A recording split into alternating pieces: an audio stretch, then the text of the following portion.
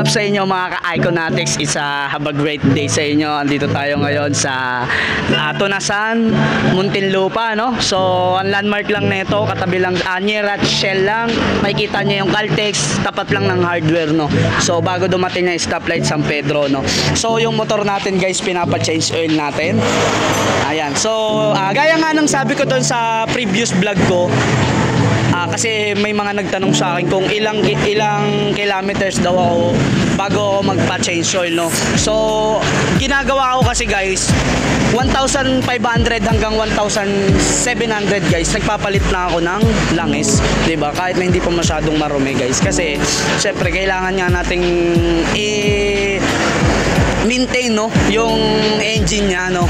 So kasi yung engine, guys, no, so doon pumapasok yung langis at siya yung mismong nagsi-circulate doon sa mga parts ng engine, no. So napakaselan talaga, guys, engine. Syempre kahit anong motor naman tayo na, kung hindi mo naman chine-change oil yan, di ba, boss, no?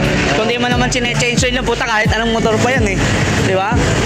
Siyempre, masisira talaga ang motor mo. Pero tatanong natin sa poging mekaniko natin. Boss, tanong ko lang, boss, ano ba yung issue ng Kiwi Icon 110cc as a mekaniko ng Euro SYM? Wala naman nag-shift yan. Basta maalaga ka lang sa pag-maintenance ng motor. May problema yan. Yes. Yan, no, kita nyo naman, guys, yung mekaniko na nagsabi, no, wala naman talagang issue si Kiwi Icon 110cc. Nasa sa pag-aalaga na lang din kasi yan, boss. Kasi nakikita ko pa lang, boss, sa mga groups, no, 5 months, 6 months, tayo na parang 2 years na yung motor nila sa kanila. Maalaga sa motor. Ayan, guys, yun yung reality nun, guys. Kung di ka maalaga sa motor, kahit bago pa yung motor mo, magiging mukhang luma na agad yan. Ang tawag doon si gamit. Ayan, guys. Mas ilang years na yung motor mo? Sa akin, years. Isipin mo, guys, itong si Mio I, no, na 125 ng Yamaha, 5 taon na kay Boss Carlo yan. Isipin mo, pero ganyan pa rin ang loss niya. 5 years na, guys, hindi na biro yun, ha.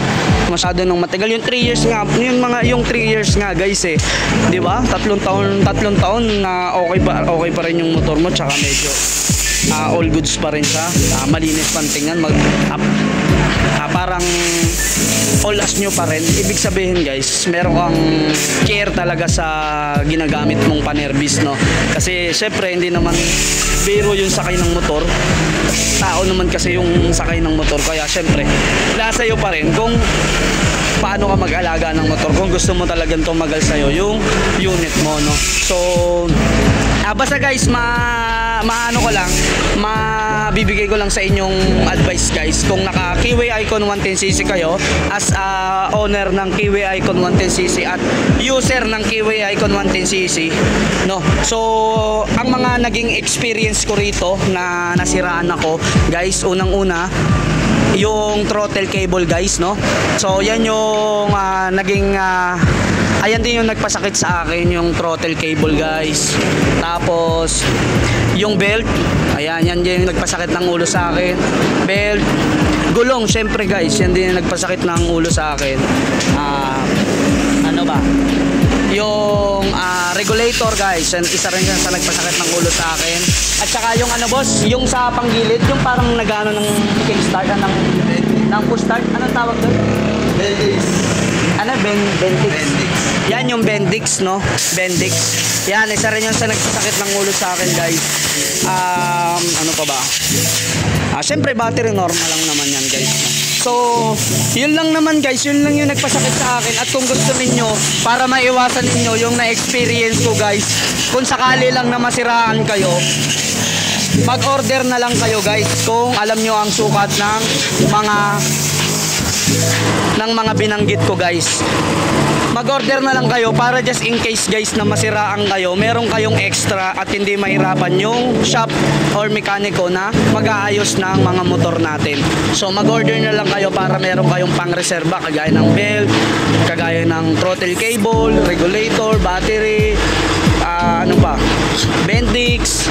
Ayan, so halos yun lang din naman, guys, yung na-experience ng motor ko, guys, na issue niya, no, na nasiraan ako, no. Kaya sa mga ano diyan, sa mga may problema diyan sa ano motor nila, dalhin nyo rin yan sa kasa at magtanong kayo, guys, kung ano nga ba ang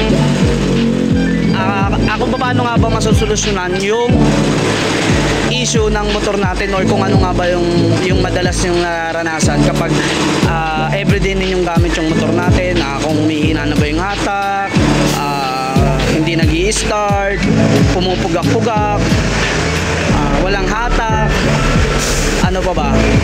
So nawawala yung ilaw ng mga motor na, signal light, brake light, headlight, signal light, no? So yun, kapag napunta kayo sa kasa, magtanong din kayo sa mekaniko para magkaroon kayo ng idea, para kapag na-experience nyo, alam nyo yung gagawin ninyo, no? Hindi kayo matataranta, guys. So yan lagi ko sinasabi sa vlog ko, sa mga followers ko at sa mga viewers natin, guys, no? So yun, guys, ito dagdag accessories lang yan. So almost 2 weeks ko nang hindi nalilinisan tong motor na to dahil nag-uulan. So siguro mamaya pagkatapos natin mag-deliver, yun, tsaka ako siya lilinisan, no? Pero makikita nyo naman sa video, guys, so hindi siya ganun karumi. So hindi ko nga lang siya talaga ngayon nalilinisan, pero solid to. Tapos kung gusto ninyo na para hindi masira yung yung upuan ninyo, no, yung cover, so order na rin kayo nito sa Yellow Basket ko, itong anti-kalmot pusa, no? So 75 pesos lang to, guys, and solid talaga to, guys. So yun nga, ilang days nang hindi upuan ng pusa yung upuan ng motor ko, so namimiss ko na siya dahil nga dito hindi na niya masira-sira, no? Yun, guys, malaking bagay itong anti-kalmot pusa. 75 pesos lang, nasa Yellow Basket.